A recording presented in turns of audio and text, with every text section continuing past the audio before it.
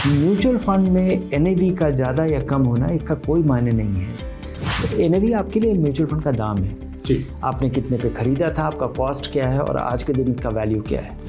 ये सस्ते महंगे का मापदंड नहीं है, ये केवल फंड की उम्र की वजह से हो सकता है।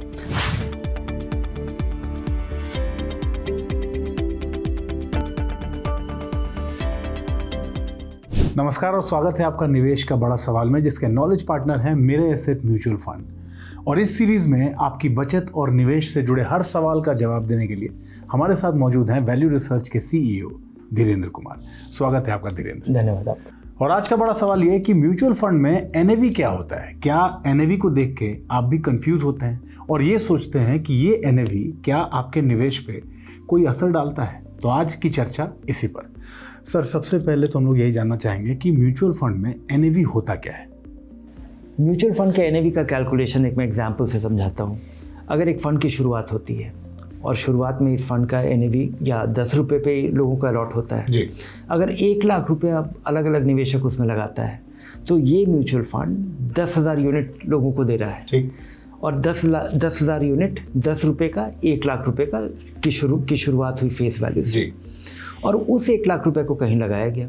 जब 1 लाख रुपए लगाया गया तो उस लगे हुए पैसे का दाम रोज बढ़ रहा है या घट रहा है, लेकिन इसमें से म्यूचुअल फंड अपना खर्चा भी रोज का काट लेता है। ओके जी। जो आपका एक्सपेंस रेशियो 0.5% है, 0.75% है या 1% है, वो एक दिन का खर्चा म्यूचुअल फंड काट लेता है। और ये म्यूचुअल फंड का बिजनेस मॉडल है। वो घटाने के बाद हर एक यूनिट का दाम कितना बढ़ा या कितना गिरा उसको पर यूनिट के आधार पे जोड़ा जाता है। यही नेट एसेट वैल्यू है। सारे एसेट्स का वैल्यू उसमें से खर्चा घटा करके सारे यूनिट से डिवाइड करना, और इसके आधार पे ही नया पैसा जो आ रहा है उनको नया यूनिट्स दिया जा रहा है। अगर कोई पैसा अपना निकाल रहा है तो बढ़ा हुआ या घटा हुआ दाम पे वो अपना पैसा ले जा रहा है जी। तो म्यूचुअल फंड के दाम पे लोग खरीद बेच भी कर रहे हैं, निकाल भी रहे हैं, लगा भी रहे हैं। और खर्चा काट के म्यूचुअल फंड जो रोज अपने एसेट्स का वैल्यू कैलकुलेट करती है वो आपके पर यूनिट के आधार पे कितना है। तो नेट एसेट वैल्यू हमेशा पर यूनिट बेसिस पे होता है। नेट एसेट्स ऐसा नहीं है कि इस फंड में लगा हुआ है 1 लाख रुपया, अब हो गया है 2 लाख रुपया, तो ये 2 लाख रुपया नेट एसेट्स 2 लाख रुपया हुआ जी। लेकिन आपका 10 रुपया अगर किसी फंड में लगा हुआ पैसा 1 लाख रुपया, अगर 2 लाख रुपया हो जाता है तो आपका 10 रुपया बढ़ करके 20 रुपया हो जाएगा। किसी भी म्यूचुअल फंड में हम जब पैसा लगाते हैं सर, और आप लॉग इन करके जब उस सिस्टम में उसको देखते हैं तो उसका एनएवी आता है राइट साइड में। अब उस एनएवी का ज़्यादा होना अच्छा है या कम होना? ज़्यादा या कम होना उसका कोई मतलब ही नहीं है, उसका कोई आधार ही नहीं है। लोगों को ऐसा लगता है कि लोगों को एक सामान्य सा चीज़ लगता है कि आलू महंगा है, 10 रुपये का है या 50 रुपये का ज़्यादा महंगा हो गया। प्याज का दाम बढ़ने पे तो कई बार एक बार दिल्ली में सरकार बदल गया था। लेकिन तो लोगों को लगता है कि ज़्यादा मतलब महंगा, कम मतलब सस्ता। लेकिन म्यूचुअल फंड में एनएवी का ज़्यादा या कम होना इसका कोई मायने नहीं है। उसका मायने इसलिए नहीं है क्योंकि ये केवल उम्र की वजह से होता है। अगर कोई 20 साल पुराना फंड है, शुरुआत हुई थी 10 रुपये से, तो धीरे धीरे बढ़ते बढ़ते वो उसका एनएवी 1,000 रुपया हो जाए, 5,000 रुपया हो जाए, उससे कोई फ़र्क नहीं पड़ता है। क्योंकि आप जिस म्यूचुअल फंड में ज़रूरी चीज़ है कि वो फंड कैसा कर रहा है।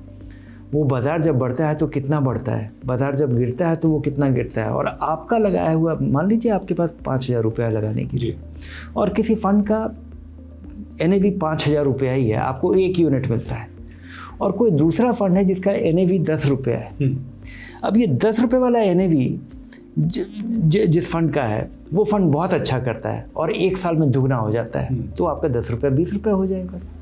यहाँ पे आपके पास जिस फंड का एनएवी 5,000 रुपया है वो भी उतना ही अच्छा करता है और उसका दाम 5,000 रुपये से बढ़ करके 10,000 रुपया हो जाएगा।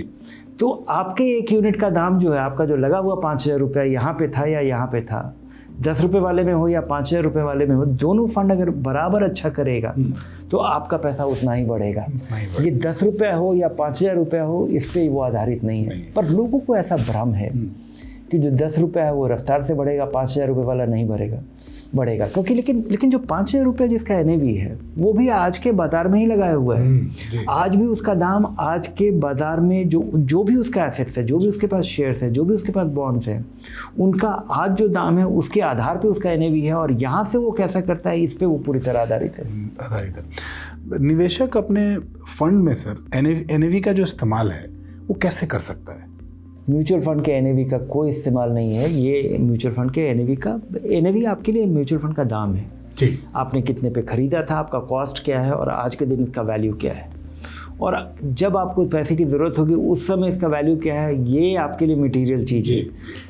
इस बीच में जो आप दाम देख रहे हैं, आप केवल इसको एक तुलना करने के लिए आप इसका इस्तेमाल कर सकते हैं कि बाजार अगर बढ़ रहा है तो आपका फंड कैसा बढ़ रहा है, उसके बेंचमार्क से आप इसकी तुलना कर सकते हैं। इसके अलावा एनएवी अपने आप में कोई आपकी ज़रूरत पूरी नहीं करता है, ये दाम है। सबसे आखिर में सर ये बता दीजिए कि एनएवी से जुड़ी जो आम गलतफहमियां निवेशकों के मन में होती हैं वो क्या होती हैं और उनको उससे कैसे बचना चाहिए? म्यूचुअल फंड के एनएवी के बारे में केवल एक ही भ्रम है, एक ही गलतफहमी है। लोगों को लगता है कि शुरुआती एनएवी 10 रुपये का एनएवी, कम एनएवी सस्ता है और ज़्यादा एनएवी महंगा है। ये सस्ते महंगे का मापदंड नहीं है, ये केवल फंड की उम्र की वजह से हो सकता है। आप इसकी तुलना पॉइंट टू पॉइंट कीजिए, आप देखिए कि ये फंड कर कैसा रहा है, इसका पैसा लगा कहाँ है, इसका खर्चा कितना है, और ये चीज़ एनएवी में नहीं दिखता है। आप अगर किसी फंड का एनएवी 10,000 रुपये देख रहे हैं, 5,000 रुपये देख रहे हैं, 2,000 रुपये देख रहे हैं या 20 रुपये देख रहे हैं, ये किसी भी तरह से आपको नहीं दर्शाता है कि ये फ़ंड अच्छा है या ख़राब है।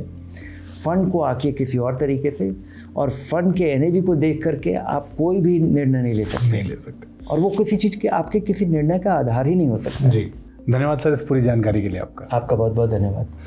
तो उम्मीद है ये एपिसोड आपके म्यूचुअल फंड के निवेश की प्लानिंग को और भी ज़्यादा बेहतर बनाने में आपकी काफ़ी मदद करेगा। इस एपिसोड का लिंक अपने दोस्तों रिश्तेदारों को ज़रूर शेयर कीजिए।